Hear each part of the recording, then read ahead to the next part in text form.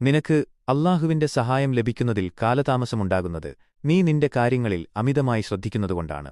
Or the delay in the fulfilment of your aid is due to your over reliance on your own efforts plans. ഈ തത്വം തവക്കുലിന്റെ ദൈവത്തിലുള്ള ആശ്രയം യഥാർത്ഥ മർമ്മം അനാവരണം ചെയ്യുന്നു. 1.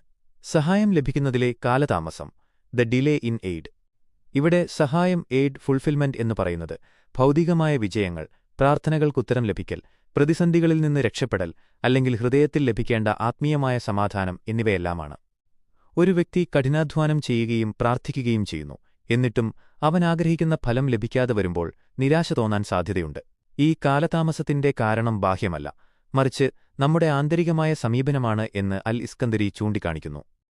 2. നിന്റെ കാര്യങ്ങളിൽ അമിതമായി ശ്രദ്ധിക്കുക, ഓവർ റിലയൻസ് ഓൺ സെൽഫ്. ഇതാണ് തത്വത്തിലെ കാതലായ ഭാഗം. ഇവിടെ അമിതമായ ശ്രദ്ധ കൊണ്ടുദ്ദേശിക്കുന്നത് സ്വന്തം കഴിവുകളിലുള്ള അഹങ്കാരം, ഇത്തിമാദ്. ഒരു വിശ്വാസി തന്റെ പരിശ്രമത്തിലൂടെയും ബുദ്ധിയിലൂടെയും മാത്രമാണ് വിജയം നേടുന്നത് എന്ന് ചിന്തിച്ചു പോകുന്നു. അവൻ കാരണങ്ങളെ അസ്ബാബ് കാണുന്നു, എന്നാൽ കാരണങ്ങളുടെ സ്രഷ്ടാവിനെ, അല്ലാഹുവിനെ അവഗണിക്കുന്നു. അവസ്ഥ: തന്റെ എല്ലാ നീക്കങ്ങളും പ്ലാനുകളും തന്ത്രങ്ങളും 100% കൃത്യമായാൽ മാത്രമേ ലക്ഷ്യം നേടാൻ കഴിയൂ എന്ന് വിശ്വസിക്കുന്നു. ഫലം: ഈ ഭാരം മുഴുവൻ സ്വന്തം ചുമലിൽ ഏറ്റെടുക്കുന്നതിനാൽ മാനസികമായി തളർന്നുപോകുകയും തന്റെ പ്ലാനുകൾ പാളിപ്പോകുമ്പോൾ നിരാശപ്പെടുകയും ചെയ്യുന്നു. അല്ലാഹുവിന്റെ ശക്തിയെ പരിമിതപ്പെടുത്തൽ. ഒരു കാര്യം എങ്ങനെ സംഭവിക്കണം എന്നതിനെക്കുറിച്ച് നമ്മൾ സ്വന്തമായി ഒരു രൂപരേഖ ഉണ്ടാക്കുന്നു. അല്ലാഹു തന്റെ സഹായം നമ്മൾ വിഭാവനം ചെയ്ത മാർഗ്ഗത്തിലൂടെ മാത്രമേ നൽകാൻ കഴിയൂ എന്ന് നമ്മൾ അറിയാതെ ചിന്തിച്ചു പോകുന്നു. അവസ്ഥ: ഞാൻ ഈ ജോലിക്ക് ശ്രമിച്ചാലേ കിട്ടൂ എന്നതിലുപരി ഈ മാർഗ്ഗം വിജയിച്ചാലേ എനിക്ക് രക്ഷപ്പെടാൻ കഴിയൂ എന്ന് ശഠിക്കുന്നു.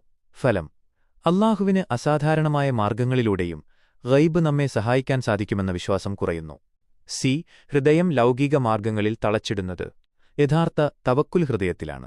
ഒരാൾ പ്രയത്നിക്കണം, അസ്ബാബ് തേടണം, എന്നാൽ ആ പ്രയത്നത്തെ ഒരു പാലമായി മാത്രമേ കാണാവൂ. പാലം ലക്ഷ്യസ്ഥാനമല്ല. തവക്കുലുള്ളവൻ പരിശ്രമിക്കുന്നു, എന്നാൽ ഫലം അല്ലാഹുവിന്റെ കയ്യിലാണെന്ന് മനസ്സിലാക്കുന്നു. അമിതമായി ശ്രദ്ധിക്കുന്നവൻ പരിശ്രമത്തിന്റെ ഫലത്തെ പരിശ്രമത്തിൽ തന്നെ കണ്ടെത്താൻ ശ്രമിക്കുന്നു. 3. ആന്തരാർത്ഥം, ഭാരം ലഘൂകരിക്കൽ. ഇബ്നു അത്വാഇല്ല ഈ തത്വത്തിലൂടെ നൽകുന്ന സന്ദേശം ഇതാണ്: നിങ്ങൾ നിങ്ങളുടെ കഴിവിന്റെ പരമാവധി ചെയ്യുക, എന്നാൽ നിങ്ങളുടെ ശ്രദ്ധയും ഹൃദയപരമായ ആശ്രയവും അല്ലാഹുവിൽ മാത്രം കേന്ദ്രീകരിക്കുക. എങ്കിൽ ലക്ഷ്യം നേടുന്നതിലെ ഭാരം നിങ്ങൾക്കനുഭവപ്പെടില്ല. കാരണം നിങ്ങൾ വെറും പ്രവർത്തിക്കുന്ന ഏജന്റ് മാത്രമാണ്, ഫലം നൽകുന്ന ശക്തിയല്ല.